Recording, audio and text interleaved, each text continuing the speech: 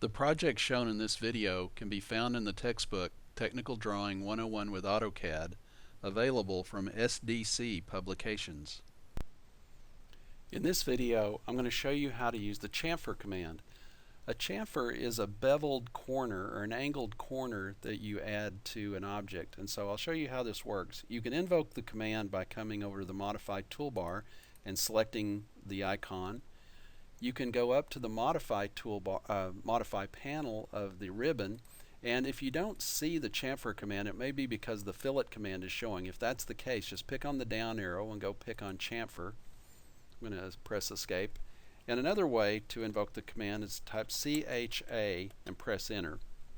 Alright, so I'm in the command and it says select the first line. So let's say that I want to chamfer this corner here. I could pick on the top line, I pick the second line, but nothing happens.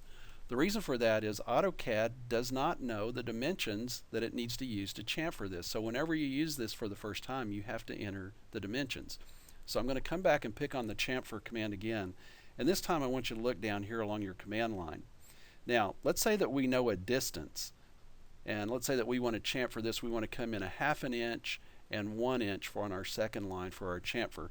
You select distance and you're asked for the first chamfer distance. So I'm going to type 0.5 and press enter. And then I'm prompted for the second chamfer distance, and you notice that it's defaulting to 0.5, but I'm going to type 1 and press enter.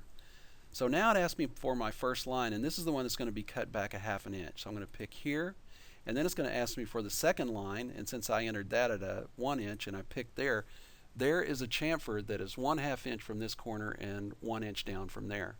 So let's pick on that again. And again, I'm going to come down here and pick distance, and this time it says what's my first chamfer distance. I'm going to type 0.25 and press enter for my first line, and then I'm going to type 1 for my second line. This time for my first line I'm going to pick the vertical line here, and for my second line I'll pick this line, and you can see this is my 0.25 and this is my 1 inch chamfer. Alright, sometimes when you do a chamfer you know what the distance is and you also know an angle, so I want to show you how to set that up. We're going to pick on the chamfer command, and this time I'm going to come down here and select angle. So let's say that I knew that I had an angle length, a chamfer length of 1 inch. I'm going to type 1 and press enter, and then I'm going to type my chamfer angle. I'm going to put 45 in there and press enter. Now it asks me for my first line and it asks me for my second line, and what it does, from that corner it backs up 1 inch and then it chamfers at 45 degrees.